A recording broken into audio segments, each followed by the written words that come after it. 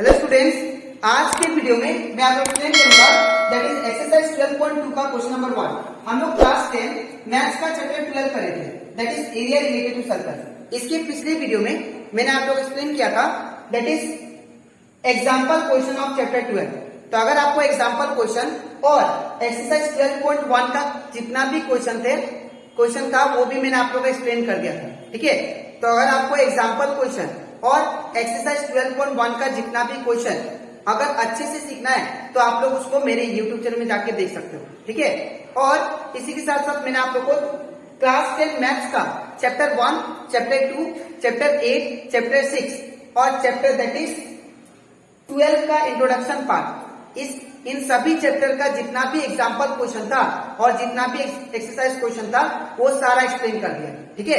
तो अगर आपको सारा क्वेश्चन अच्छे से सीखना है तो आप लोग उसको मेरे YouTube चैनल में जाके उसको देख सकते हो। मैंने हर एक चैप्टर का प्लेलिस्ट बना के अपलोड कर दिया, ठीक है।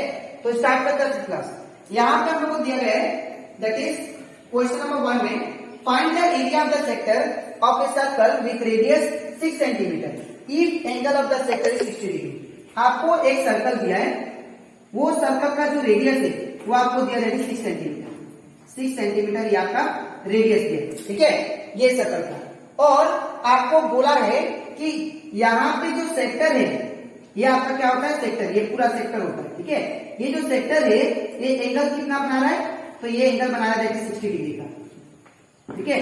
ये एंगल कितना बना रहा है, सेक्टर 60 डिग्री का। तो आप फाइंड करो एरिया ऑफ सेक्टर क्या होगा, ये टोटल एरिया कितना होगा ये सेक्टर का, हमें ये फाइंड करना है, ठीक है। तो सबसे पहले गिवन लिखेंगे, गिवन। तो यहाँ पे गिवन क्या दिया, यहाँ पे दैट इज रेडियस, ये आपको कितना दिया है 6 सेंटीमीटर। और यहाँ पे एंगल कितना दिया, theta equal to 360 degree, sorry 60 degree. Angle आपको दिया है 60 डिग्री, ठीक है। और यहाँ पे अभी हम लोग फाइंड क्या करेंगे, एरिया ऑफ सेक्टर। तो हम लोग जानते हैं एरिया ऑफ सेक्टर का जो फॉर्मूला होता है वो होता है that is theta by 360 degree into pi R square, ठीक है। अब यहाँ पे थीटा का वैल्यू कितना दिया, 60 डिग्री। तो यहाँ पे थीटा का जगह पे क्या लिखेंगे, 60 डिग्री डिवाइडेड बाई नीचे कितना है 360 डिग्री, ठीक है। अब इंटू पाई का वैल्यू कितना दिया है, तो देखिए मैंने बोला था आप लोग को अगर क्वेश्चन में मेंशन होता है पाई का वैल्यू 3.14 यूज कीजिए, तब आप लोग 3.14 वैल्यू बिठाना।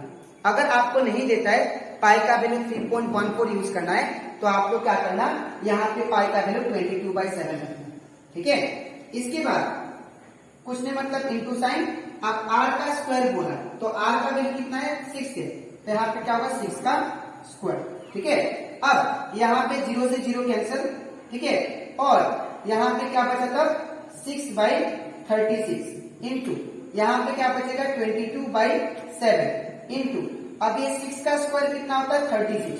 अब ये 36 और ये 36 कैंसिल हो जाएगा, तो क्या बचेगा दैट इज 6 इंटू 22, 6 इंटू 22 और नीचे 7। और एट लास्ट हमारा आंसर कितना आएगा, 6 टू 12 का 2 1 है 132/7। 132/7 ये आपका क्या आ गया, सेंटीमीटर का स्क्वायर। ये आपका एरिया ऑफ सेक्टर आ गया, ठीक है। अब फर्दर इसको आप लोग और भी कर सकते हो, इसको डिवाइड करके 132/7 अगर आपके पास टाइम होता है, ठीक है। तो यहाँ पे 7 1 का 7, ठीक है, 62, 7 8 का 56 माइनस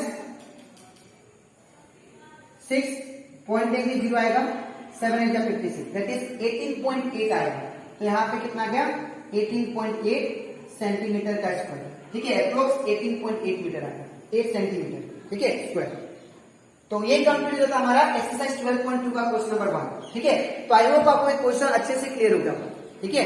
तो अब इसके नेक्स्ट स्लाइड में मैं आप लोगों को समझाऊंगा एक्सरसाइज 12.2 का क्वेश्चन नंबर 2, ठीक है। तो इसके बाद अब लोग करते दैट इज एक्सरसाइज 12.2 का क्वेश्चन नंबर 2। यहाँ पे दिए गए find the area of A quadrant of a circle whose circumference is 22 centimetre. आपको बोला जा रहा है कि आपको एरिया ऑफ क्वाड्रेंट फाइंड करना है। तो एरिया ऑफ क्वाड्रेंट का आप लोग को कंसेप्ट मालूम होना चाहिए। क्वाड्रेंट का मतलब सबसे पहला बात आपको ये क्लियर होना चाहिए कि क्वाड्रेंट हम लोग किसे कहते हैं। क्वाड्रेंट मतलब याद रखिएगा, क्वाड्रेंट मतलब सर्कल का अगर हम लोग 4 पार्ट करें, अगर हम लोग 4 पार्ट करें तो क्वाड्रेंट में क्या होता है, एंगल 90 डिग्री फिक्स होता है। ठीक है, जब भी ये क्वाड्रेंट बोले तो याद रखिएगा उस सेक्टर का, ये जो सेक्टर है उसका एंगल कितना होगा, 90 डिग्री। ठीक है, अगर आपको बोले एरिया ऑफ क्वाड्रेंट तो फाइंड कीजिए, तो आप लोग याद रखिएगा क्वाड्रेंट का एंगल कितना होगा, 90 डिग्री। तो ये क्वाड्रेंट वर्ड से आप लोग को ये समझा दिया कि ये जो थीटा का वैल्यू होगा कितना होगा, 90 डिग्री। ठीक है, आपको थीटा का वैल्यू कितना होगा, that is theta equal to 90 degree. ठीक है, फिर क्या बोला, whose circumference is 22 सेंटीमीटर। तो ये सर्कल का आपका, ये जो सर्कल दिया है इसका सर्कमफेरेंस आपको दिया है, रेडियस नहीं दिया है।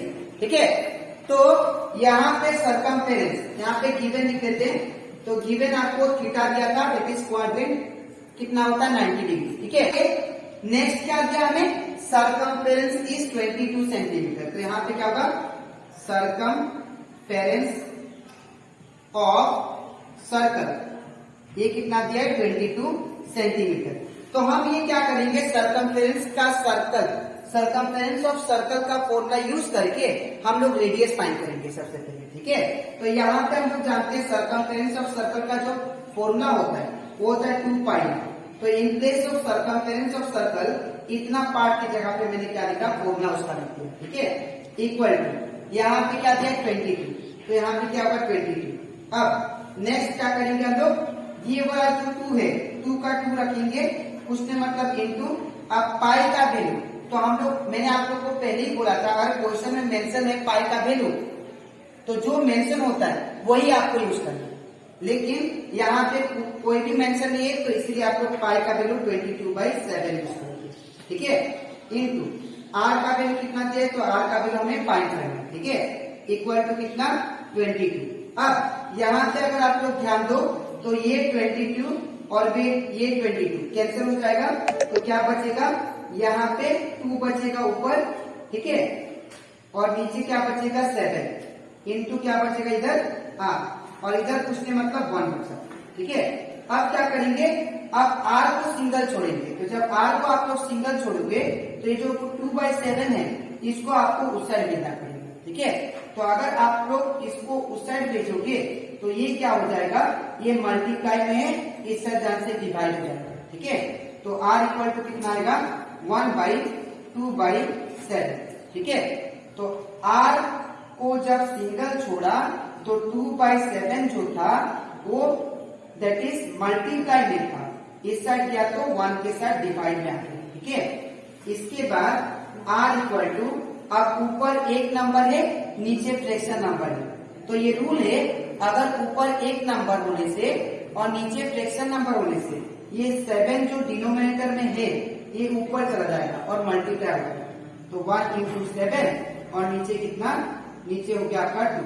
तो यहाँ पे r का वैल्यू कितना आ गया, दैट इज 1/7/2 सेंटीमीटर, ये आपका आ गया r का वैल्यू।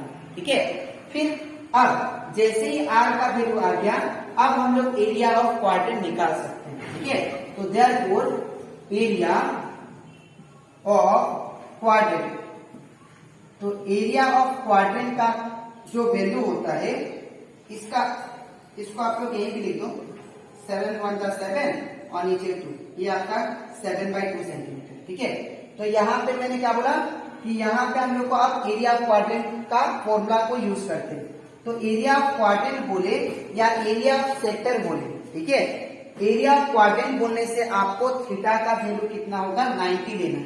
ठीक है, तो अगर थीटा का वैल्यू 90 लेना है तो एरिया ऑफ सेक्टर में क्या लेना है, तो एरिया ऑफ सेक्टर में याद रखिएगा आपको थीटा का वैल्यू क्वेश्चन में प्रोवाइडेड होता है। ठीक है, तो एरिया ऑफ क्वाड्रेंट में आपको थीटा का वैल्यू कितना लेना है, दैट इज 90।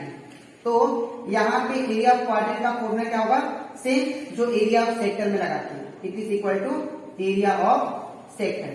ठीक है, तो एरिया ऑफ सेक्टर का फॉर्मूला क्या होता है, थीटा बाई 360 डिग्री, ठीक है, इंटू पाई आर स्क्वायर।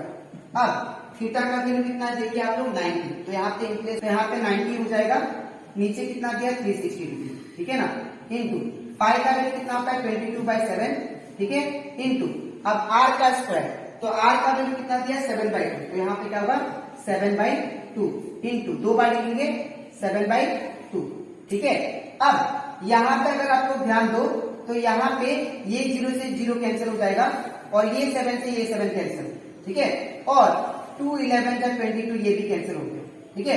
तो क्या बचा ऊपर 9 इंटू 11 इंटू ऊपर क्या बचा 7 होल डिवाइडेड बाई नीचे क्या बचा 36 इंटू 2, ठीक है। अब हम लोग जानते हैं 9 4 जा कितना होता है 36, ये कैंसिल, तो क्या कितना आ गया मेरे पास 11 इंटू 7 इट बिकम 77 और नीचे कितना बचा 4 2 जा 8, ठीक है। तो 77/8 आपका ये फ्रैक्शन में आएगा, ठीक है।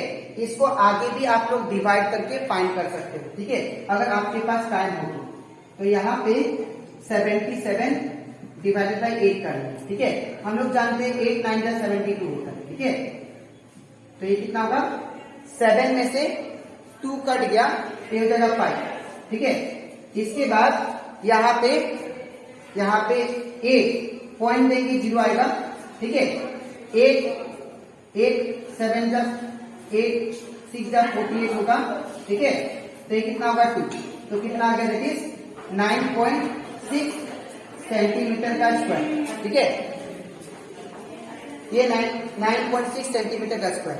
तो ये कंप्लीट होता हमारा एक्सरसाइज 12.2 का क्वेश्चन नंबर 2। तो आई होप आपको ये भी क्वेश्चन अच्छे से क्लियर हो जाएगा, ठीक है। तो यहाँ पे आपको लिखना कैसे मैं बता देता हूँ। सबसे पहले ये पार्ट और इसके बाद इसके नीचे आपको ये पार्ट लिखना है, ठीक है। तो आज की वीडियो में मैंने आपको एक्सप्लेन किया एक्सरसाइज 12.2 का क्वेश्चन नंबर 1 एंड 2। अब इसके नेक्स्ट वीडियो में मैं आपको एक्सप्लेन करूंगा दैट इज एक्सरसाइज 12.2 का क्वेश्चन नंबर 3 एंड 4, ठीक है। तो आज के लिए मिलते हैं नेक्स्ट वीडियो।